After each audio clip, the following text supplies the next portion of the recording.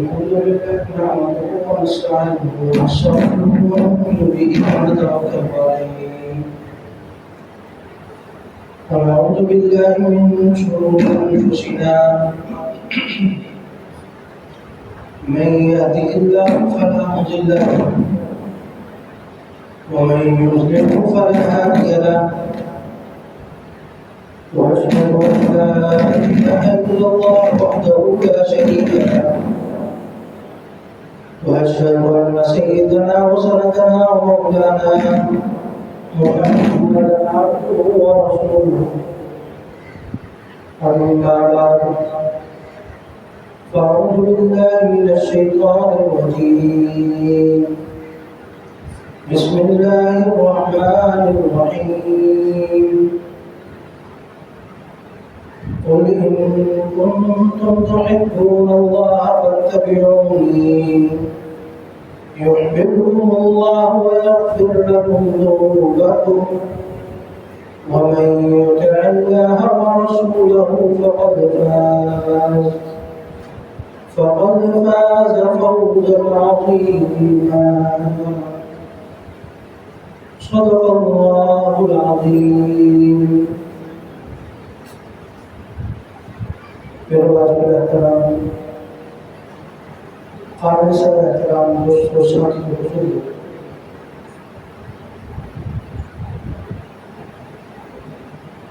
نبی اکرم صلی اللہ علیہ وسلم کی محبت آپ علیہ السلام کی ایک شان اور آپ کا مرتبہ اور آپ کی منزلت ہر مسلمان کے دل میں اللہ رب العزت نے ایسے پیوست کر کے رکھی ہے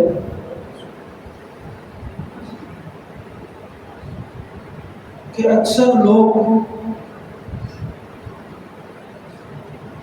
یا اکثریت آپ علیہ السلام کی محبت پر آپ علیہ السلام کی عفت پر مر مٹنے کے لیے تیار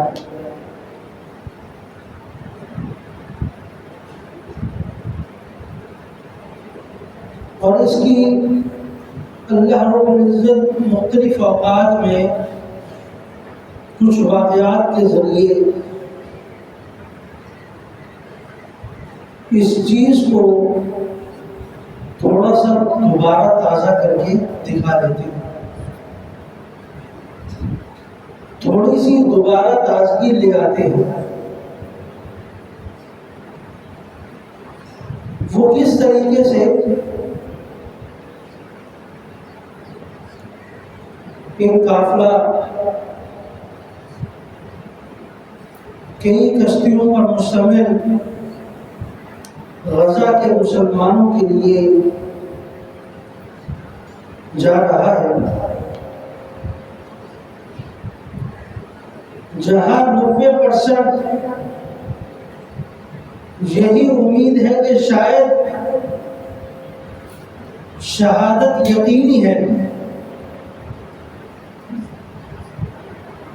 اس طرف چلے جا رہے ہیں اور اس ملک کی طرف جا رہے ہیں جس ملک کی طرف کوئی اس کے خلاف آواز اٹھانے کے لیے مؤثر طور پر تیاری نہیں۔ نچلی سطح پر تو بہت زیادہ آواز اٹھائی جا رہی ہے، لیکن حکومتی سطح پر عموماً آواز نہیں اٹھائی جا رہی۔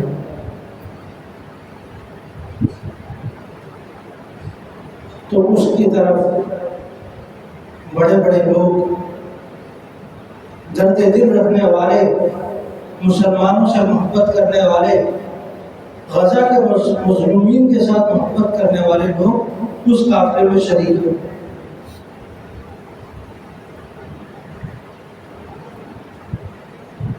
وہ قافلہ کس کی محبت میں جا رہا ہے؟ مسجد اقصی کی محبت میں، غزہ کے ان مسلمانوں کی محبت میں جنہوں نے نبی اکرم صلی اللہ علیہ وسلم کے کلمے کو بلند کرنے کے لیے اپنی نسلوں کی قربانی دی، ان کے حق میں جا رہے ہیں۔ اس سے بڑی ان کی حقانیت کیا ہوگی کہ کفر ملک، کافر ملک،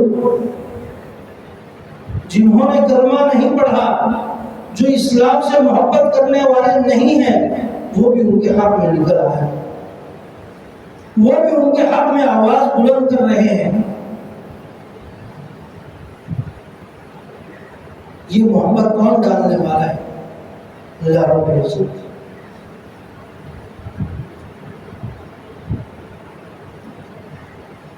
ایک بڑا مشہور بات ہے کہ اللہ رب العزت کو مخلوقات کی کمی نہیں ہے۔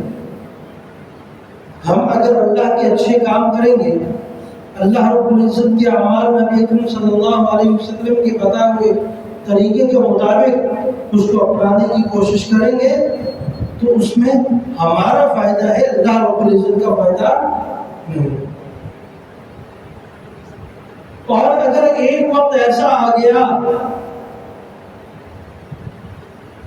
کہ ہم اپنا فائدہ بھی اٹھانے والے نہ بنے، جس کی طرف ہم جاتے جا رہے ہیں، اب پورے ملک پاکستان سے صرف 4 لوگ نمائندگی کر رہے ہیں، اس قافلے کے اندر صرف 4 لوگ شریک ہیں، اس سے زیادہ نہیں، اور باقی ممالک کے بڑے بڑے حکمران، یہاں تک کہ بعض اچھی عہدوں والے وہ لوگ بھی اس میں شریک ہیں۔ اور کل ہی کا ایک واقعہ ہے، چارلی نام کے ایک ٹرمپ کا بہت ہی قریبی، اس کو ایک مجاہد نے اس کی گردن پر گولی مار کر اسے واصل جہنم کر دیا۔ وہ ایسا شخص تھا جو اعلان فلسطینیوں کے خلاف آواز کا استعمال کرتا تھا، اور کل ہی کی اس مجلس میں بھی اس نے یہ بات کہی کہ فلسطینیوں کے لیے کسی خطے میں کوئی جگہ نہیں ہے۔ صرف وہ یہ نہیں کہتا کہ فلسطین میں جگہ نہیں ہے، بلکہ وہ کہتا ہے کہ دنیا کے کسی کونے میں جگہ نہیں۔ اور پھر مجاہد نے اپنا کام کیا، الحمدللہ۔ ایسی خوشخبری اللہ رب العزت بعد مرتبہ ہمیں عنایت فرماتے۔ پھر اللہ تعالیٰ پھر اپنے دوسرے لوگوں سے کام لیتے ہیں۔ ایک مخلوق کو اللہ تعالیٰ ایک وقت تک دیکھتے ہیں کہ اگر یہ میرے طریقوں پر، میرے راستے پر، میرے احکامات پر، میرے طریقوں پر چلتی رہے گی، کیوں اس کے چلنے میں اسی کا فائدہ ہے، میرا فائدہ نہیں۔ جب تک یہ فائدہ اٹھاتی رہے گی تو یہ چلتی رہے گی، اس کو میں باقی رکھوں گا۔ اگر یہ فائدہ اٹھانا ختم کر دے تو میں اس پر عذاب لا کر اس کو ختم کروں گا۔ آج ملک پاکستان کتنے بڑے بڑے آزمائشوں میں گزر رہا ہے۔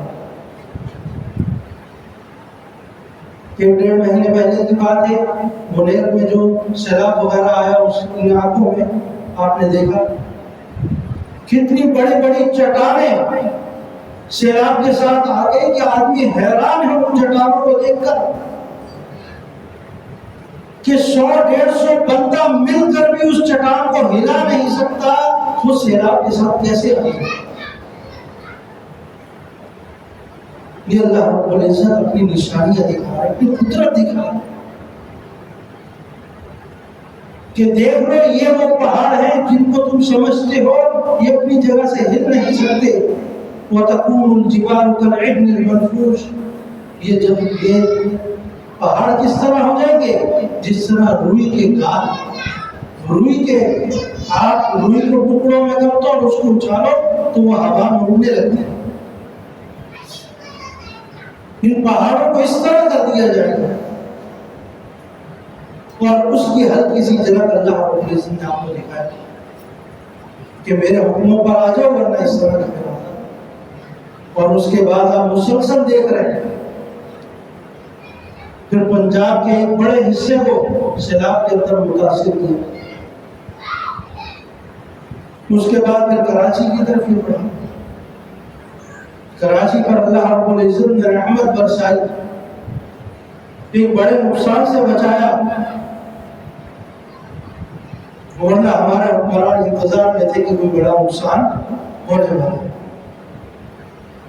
انہوں نے ہاتھ اٹھا لیے تھے پہلے ہی کہ ہمارے پاس بچاؤ کے لیے کچھ نہیں ہے. اللہ رب العزت کی ذات ہی ہے جو بچا سکتی ہے. کیوں؟ انہوں نے کچھ اسباب کیے ہی نہیں. جو ان کے اختیار میں تھا وہ بھی نہیں کیا، تو پھر یہ کیسے اس بات پر اتر سکتے ہیں کہ ہم کسی نہ کسی حد تک ان چیزوں کو روک سکتے ہیں.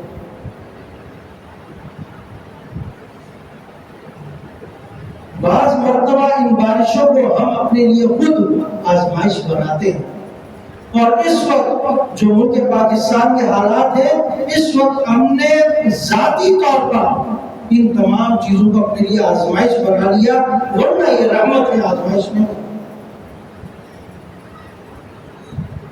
آج آپ کے اس خطے کو کیا پانی کی ضرورت نہیں ہے؟ آپ بورنگ کرتے ہیں، آپ کے زمین کے نیچے سے پانی نہیں نکلتا. کیا اس زمین کو پانی کی ضرورت نہیں؟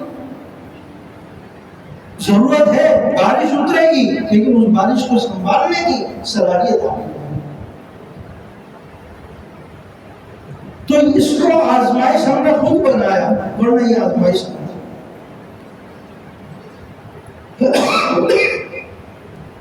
تو میں عرض کر رہا تھا کہ نبی اکرم صلی اللہ علیہ وسلم سے محبت، نبی اکرم صلی اللہ علیہ وسلم سے اللہ رب العزت نے جو ہمارے دلوں میں ایک چیز رکھی ہے کہ وہ مسلسل ہمارے اندر ایک چیز اترتی جاتی ہے، اور وہ کس طریقے سے ہمارے اندر مکمل ہوگی اس کی ایک حدیث کے اندر آپ علیہ السلام نے خود واضح کر کے بتایا.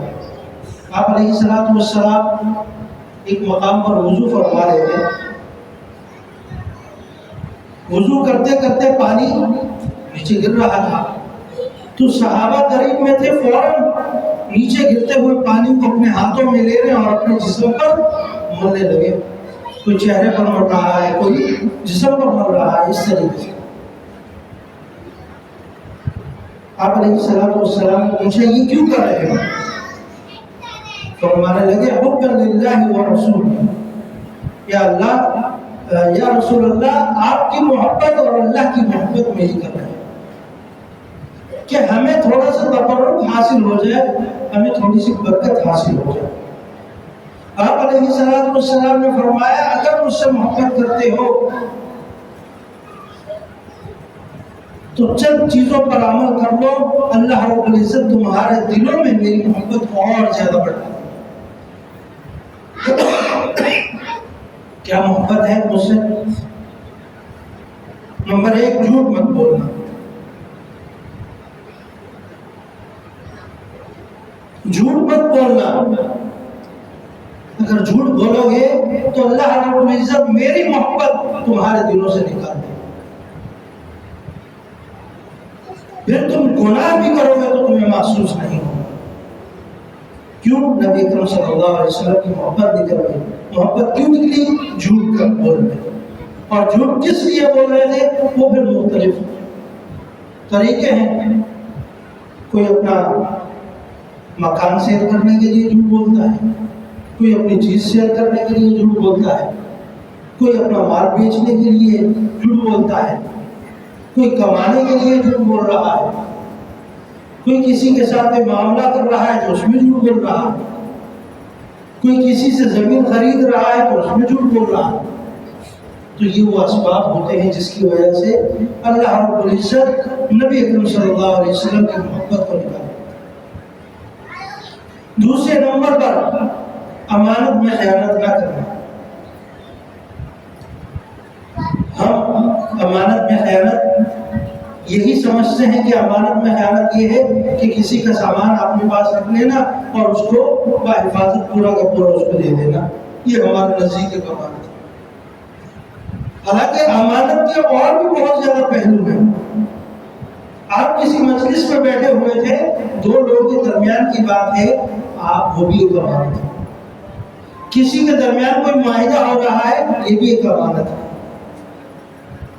کسی کے رشتے کی بات چل رہی ہے، یہ بھی ایک امانت ہے۔ دو بھائیوں کے درمیان کوئی معاملہ ہو رہا ہے، یہ بھی امانت ہے۔ دو کے اندر کوئی لڑائی ہو چکی ہے، یہ بھی ایک امانت ہے۔ جب تک کسی دوسرے فرد کی نقصان کا اندیشہ نہ ہو، وہ آپ کے پاس وہ چیز امانت ہے، اور اس چیز کو ہم امانت سمجھتے ہی ہم یہی سمجھتے ہیں کہ سب سے پہلے کسی دوسرے کو جا کر بتا دوں، اور خیانت سب سے پہلے کرتا ہوں۔ جھوٹ نہیں بولنا، امانت کا خیال رکھنا ہے۔ اگر یہ معاملات کر لیتے ہو تو اللہ رب العزت نبی اکرم صلی اللہ علیہ وسلم کی محبت آپ کے دلوں میں ڈالے۔ یہ غیبت وغیرہ بھی تو اسی زمرے میں آتا ہے، وہ بھی ان چیزوں میں ہی آتی ہے کہ وہاں بھی امانت کا ڈر ہے۔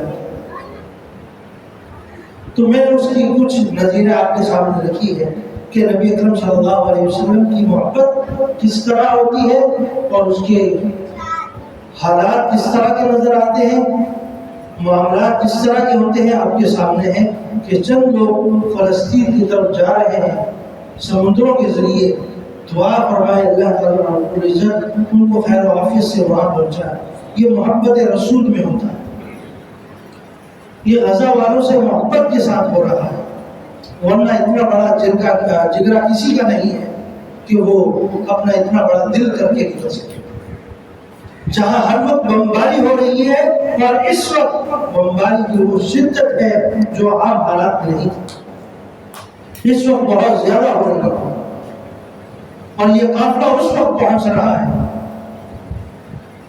تو ان ساتھیوں کے لیے بھی دعا کریں، اللہ تعالیٰ اپنے مشن میں ان کو کامیاب کرے، اور اللہ رب العزت ہمارے دلوں میں جو محبت ہے نبی اکرم صلی اللہ علیہ وسلم کی، اس کو زیادہ سے زیادہ مزید اتارنے کی توفیق عطا فرمائے، ورنہ کیا ہوگا، اللہ رب العزت ہماری نسل کو ختم کر دیں گے، ایک اور نئی نسل لائیں گے، اس سے اپنے دین کا کام کریں۔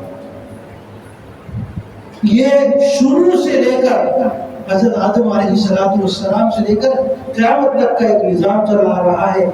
جب ایک شخص اللہ رب العزت کے بتائے ہوئے طریقے کے مطابق نہیں چلتا، اللہ رب العزت